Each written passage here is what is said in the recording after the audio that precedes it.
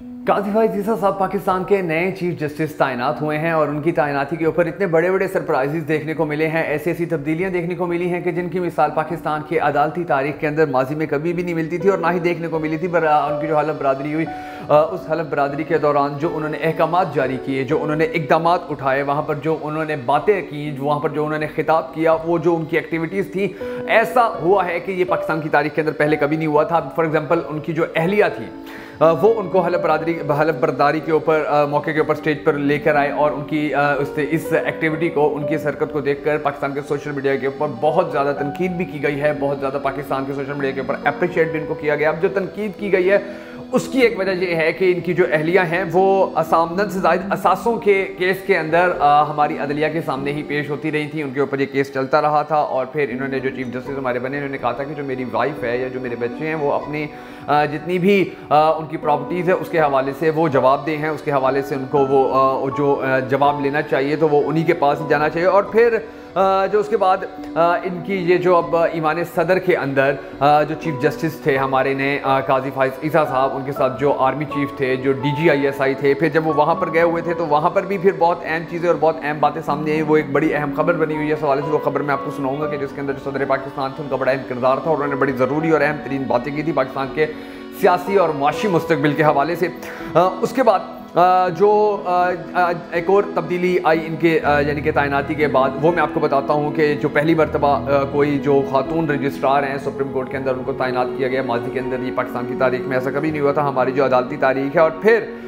3 और स्टेप्स ऐसे इन्होंने लिए हैं आते साथ ही चीफ जस्टिस जो हमारे नए हैं काजी फाइज ईसा साहब के, उनको देखकर अब ये उम्मीद लगने लगी है कि पाकिस्तान के अंदर शायद अब बेहतरी के हवाले से इकदाम उठाए जाएंगे। पाकिस्तान के अंदर शायद अब आने वाला वक्त थोड़ा बेहतर हो जाएगा हमारी अदलिया के हवाले से। पाकिस्तान का जो मुस्तकबिल है उसको महफूज करने में, उसको रोशन करने में हमारी अदलिया जो किरदार है, अब ये उम्मीद जागी है कि शायद इस तरह के इकदाम के नतीजे के अंदर, इस तरह के इकदाम हमने देखे हैं कि अगर मुस्तकबिल के अंदर भी यही सिलसिला चलता रहता है तो जो मुस्तकबिल है वो फिर बड़ा हमें उस हवाले से रोशन भी देखने को मिलेगा। लेकिन ये जो तमाम तर बातें हैं, तमाम तर चीज़ें हैं जो अब तक के उनके बड़े अहम फैसले और उनकी बड़ी अहम जो एक्टिविटीज़ है वो सामने आई हैं, तो इनके ऊपर डिस्कशन भी बड़ा ज़रूरी है करना और थोड़ा सा पब्लिक को बताना कि पाकिस्तान के अंदर इस वक्त चल क्या रहा है। और जो हमारे नए आर्मी चीफ हैं, जो हमारे नए चीफ जस्टिस हैं, उनके कौन कौन से ऐसे इकदाम सामने आए कि जिनके अप्रिशिएट किया जाना चाहिए और जिनसे उम्मीद बन रही है, जिनसे उम्मीद की किरण नजर आ रही है। मगर उससे पहले हम सबको अल्लाह तबारक व तआला के हुजूर गिड़गिड़ा कर ये दुआ करनी है कि हमारे पाक परवरदिगार हमारे मुल्क के हालात के ऊपर रहम फरमा, पाकिस्तान का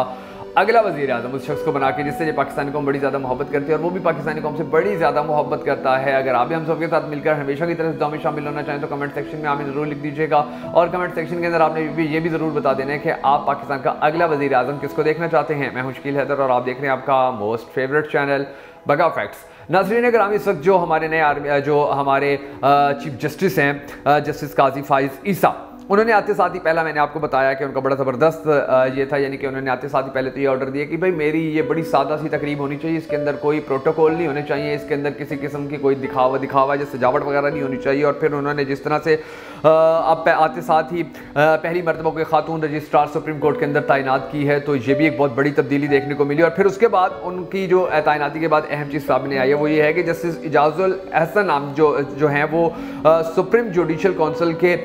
रुकन, उनको एहसन साहब को, जो इजाजुल एहसन साहब हैं, उनको रुकन बनाया गया है। फिर एक और जो खबर सामने आई कि इनकी तैनाती के फ़ौरन बाद एक और इकदाम उठाया गया कि practice and procedure bill chief justice की सरबराही में फुल कोर्ट तश्कील दिया गया है और इसके हवाले से ये फैसला लिया जाएगा कि ये जो ऑर्डर लेना होता है या एकदम से जो कोई एक्शन लिया जाता है जिसको कहा जाता है कि जो चीफ जस्टिस है उन्होंने अज खुद नोटिस ले लिया है, तो इसके हवाले से ये फैसला किया जाएगा कि इसकी जो पावर है, इसके जो अख्तियारात हैं वो सिर्फ चीफ जस्टिस तक ही रहेंगे, कुछ और जो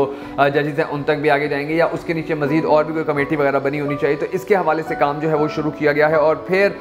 जो सबसे अहम बात है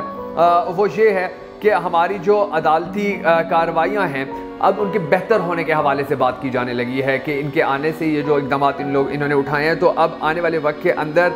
जो हमारे केसेस हैं जो पेंडिंग पड़े हुए हैं वो मज़ीद कम हो जाएंगे, उनकी पेंडिंग के जो केसेस हैं उनकी तादाद कम हो जाएगी और नए केसेस जो आ रहे हैं उनको भी टाइमली सॉल्व करने के हवाले से इकदाम उठा सकते हैं। और फिर अब ये भी कहा गया है कि ये जो अब प्रैक्टिस एंड प्रोसीजर बिल के हवाले से जो केस चलेगा या इसके अंदर जितनी भी कार्रवाई की जाएगी वो पाकिस्तान टेलीविज़न के ऊपर यानी कि PTV के ऊपर वो लाइव दिखाई जाएगी या उसके हवाले से पाकिस्तानी कौम को आगाह किया जाएगा। अब ये सारी बातें तो सामने आई हैं, मगर इनके हवाले से जो मैंने आपको शुरू में बताया था, जो खबर सामने आई थी वो खबर बड़ी दिलचस्प थी और उस खबर के अंदर बहुत सारी बातें ऐसी सामने आई कि जिनको पाकिस्तानी कौम को बड़ी संजीदगी से देखना होगा। मिसाल के तौर पर अब खबर एक शाया हुई इसी हवाले से, चीफ जस्टिस साहब जो ही स्टेज से नीचे उतरे, मेहमानों ने उन्हें घेर लिया। Army chief general Asim Munir ने आगे बढ़कर चीफ जस्टिस को मुबारकबाद दी, जिस पर चीफ जस्टिस ने मुस्कुराते हुए उनका शुक्रिया अदा किया। इसी असना में टू पीस में मुलविस साथ खड़े DGISI ने पहले अपना तारुफ करवाया और फिर मुबारकबाद दी, जिस पर चीफ जस्टिस ने सिर्फ थैंक यू बोला और आगे बढ़ गए। इसके बाद लिखा हुआ है जी, मेहमान एक एक करके दूसरे हाल की तरफ बढ़ रहे थे। साबिक चीफ जस्टिस इफ्तिखार मोहम्मद चौधरी आगे आगे चल रहे थे, उनके पीछे चीफ जस्टिस काजी फाइज ईसा अपनी अहलिया का हाथ थामे चल रहे थे। जस्टिस काजी फाइज ईसा मुसलसल लोगों से मुबारकबाद वसूल करते हुए लियाकत हाल पहुंच गए, जहां सदर ममलिकत, निगरान वजीर आजम, आर्मी चीफ और DGISI महवे गुफ्तगू थे। दीगर मेहमानान भी अलग अलग टोलियों की सूरत में गपशप लगा रहे थे। चीफ जस्टिस की आमद के साथ ही सदर ममलिकत की महफिल पर बर्खास्त हुई। वो चीफ जस्टिस के हमरा खड़े होकर लोगों से मिलने लगे। इसी दौरान वजीर आजम, आर्मी चीफ और DGISI भी साथ खड़े थे, यानी कि ये वो जितनी भी एक्टिविटी थी वहाँ पर होती रही। और आपने देखा कि अब एक ऐसा फीलिंग आने लगी है कि शायद अब हमारे सदर पाकिस्तान जो हैं, क्योंकि वो पाकिस्तान तरीके इंसाफ से ताल्लुक़ रखते हैं, तो उनके बारे में भी ये खबर सामने आई जिस तरह से आई है कि उन्होंने आर्मी चीफ के साथ बड़े अच्छे खुशगवार मूड के अंदर बात की है। उन्होंने नए जो चीफ जस्टिस हैं उनके साथ बड़े अच्छे और खुशगवार मूड के अंदर बात की है। उन्होंने DGISI के साथ बड़े अच्छे और खुशगवार मूड के अंदर बात की, यानी कि अब एक मरतबा फिर से ये लगने लगा है कि पाकिस्तान के मसाइल को हल करने के लिए, पाकिस्तान को आगे बढ़ाने के लिए शायद हमारी अदलिया भी अब एक पेज पर, उसी पेज पर आ चुकी है कि जिस पेज के ऊपर हमारे आर्मी चीफ हैं, जिस पेज के ऊपर हमारे DGISI हैं और स्पेशली तौर पर जिस पेज के ऊपर हमारे सदर आरिफ अलवी साहब हैं। यानी कि जब पाकिस्तान की ये चारों जो सुप्रीम पावर्स हैं, ये जो अहम तरीन सतून हैं, जब ये मिलकर चलेंगे और मिलकर खड़े होंगे तो इसका यकीनन मतलब ये है कि फिर फैसले जो हैं, पॉलिसीज़ जो हैं, वो पाकिस्तान के मुस्तकबिल को देखकर बनाई जाएंगी। और उस मुस्तकबिल को देखते हुए अगर कुछ ऐसे फैसले लिए जाते हैं कि जिसके अंदर पाकिस्तान की जो अवाम है,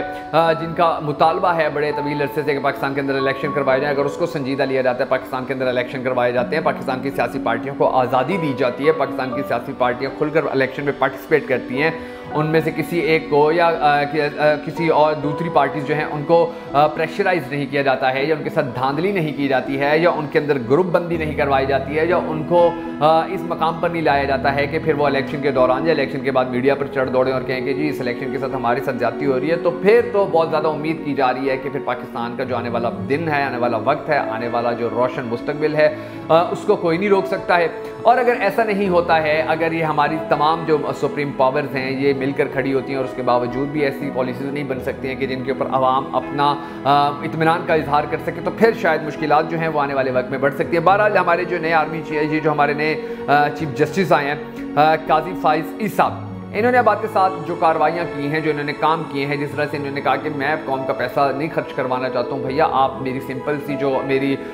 तकरीब है, आप उसी तकरीब को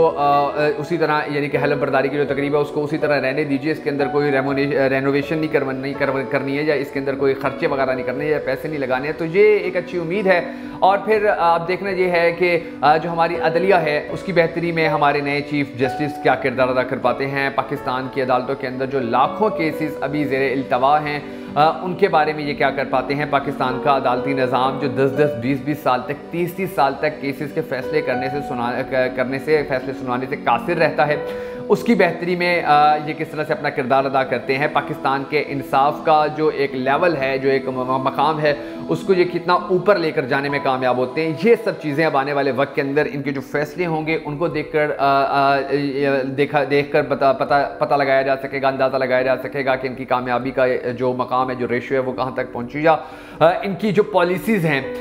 जो अदलिया को बेहतर करने के हवाले से होंगी, उनको देखकर इस बात का अंदाज़ा लगाया जा सकेगा कि ये आया पाकिस्तान की अदलिया के लिए कितने बेहतर साबित हो रहे हैं, कितने पॉजिटिव साबित हो रहे हैं, इनकी कारकर्दगी कितनी अच्छी है, इनका प्रोफेशनलिज्म इन्हें किस मकाम पर और हमारी अदलिया को किस मकाम पर लेकर गया है। डेफिनेटली अगर कुछ बेहतरी आएगी, अगर लोगों को इंसाफ मिलना शुरू होगा तो लोग इनको अप्रिशिएट करेंगे। और अगर लोगों को इंसाफ नहीं मिलेगा, जिस तरह आज तक केसेस जो हैं वो 15-20 साल तक चलते रहते हैं और लोग हमारी अदलिया के ऊपर बड़ी ही कम मिकदार के अंदर एतमाद का इजहार करते हैं, तो फिर देखना चाहिए है कि अगर ये उस लो लेवल को अप करने में नाकाम हो जाते हैं या लोगों की जो उम्मीदें वो मज़ीद टूटती हैं, तो फिर इनको तनकीद का सामना करना पड़ेगा। सिमिलरली उसी तरह जब ये अच्छा काम करेंगे तो इनको अप्रिसिएशन मिलेगी, अप्रिसिएट किया जाएगा पाकिस्तानी कौम की जानिब से। और अगर ये अच्छा काम नहीं कर पाएंगे, अपनी कारकर्दगी बेहतर नहीं दिखा पाएंगे, तो डेफिनेटली इनको फिर तनकीद का निशाना भी बनाया जाएगा और इनके ऊपर तनकीद भी की जा सकती है।